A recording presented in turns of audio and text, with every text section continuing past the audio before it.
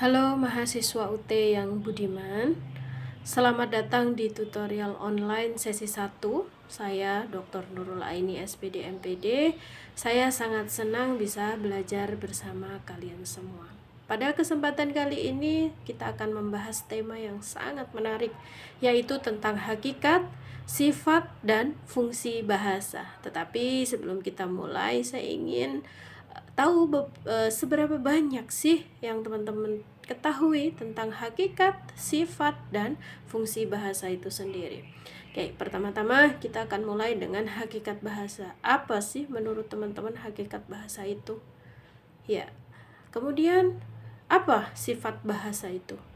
Dari pengalaman teman-teman, sifat apa saja yang teman-teman temui dalam penggunaan bahasa sehari-hari? Misalkan, apakah kalian pernah memperhatikan bagaimana bahasa itu berubah tergantung pada konteksnya, atau tergantung pada geografisnya, atau lainnya?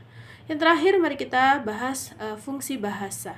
Apa itu fungsi bahasa yang paling kalian ingat atau yang paling kalian gunakan dalam berkomunikasi? Misalkan fungsi komunikasi, fungsi ekspresi, dan kemungkinan juga fungsi yang persuasi.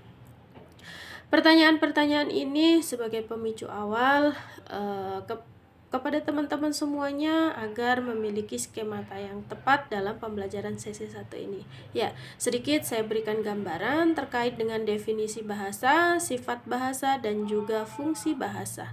Hakikat bahasa itu adalah bahasa sendiri adalah alat komunikasi yang bisa berupa lambang, bunyi yang disepakati oleh masyarakat untuk menyampaikan makna.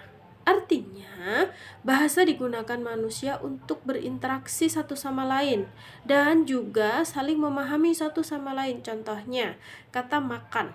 Nah, itu dipahami oleh penutur di dalam bahasa Indonesia adalah kegiatan memasukkan makanan ke dalam mulut. Ya, bukan memasukkan hal lain selain makanan ke dalam mulut.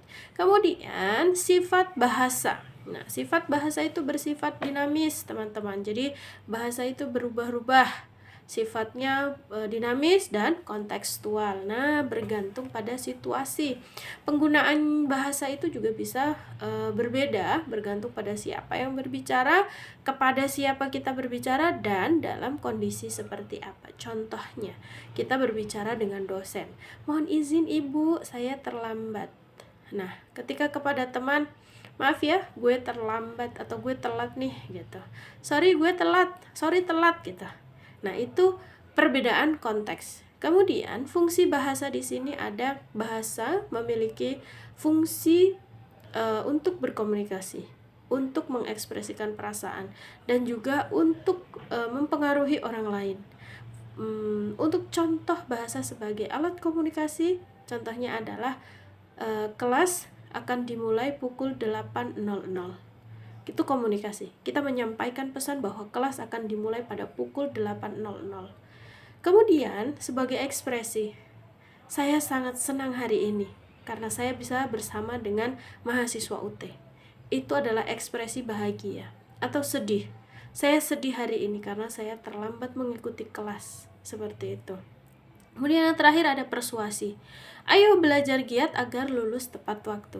Ayo menulis lebih banyak karya ilmiah supaya kita bisa menulis lebih baik lagi. Nah, itu adalah persuasi. Kita mempengaruhi orang, kita mengajak seseorang, mengajak orang lain untuk lebih baik lagi.